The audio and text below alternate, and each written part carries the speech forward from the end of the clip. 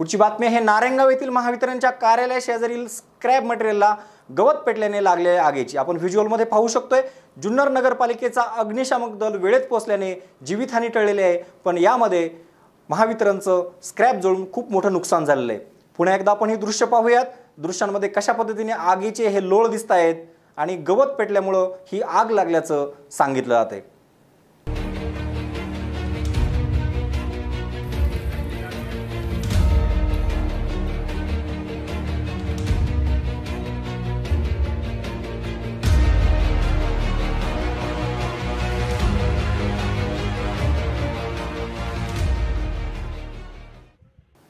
आज इथेच थांबूयात।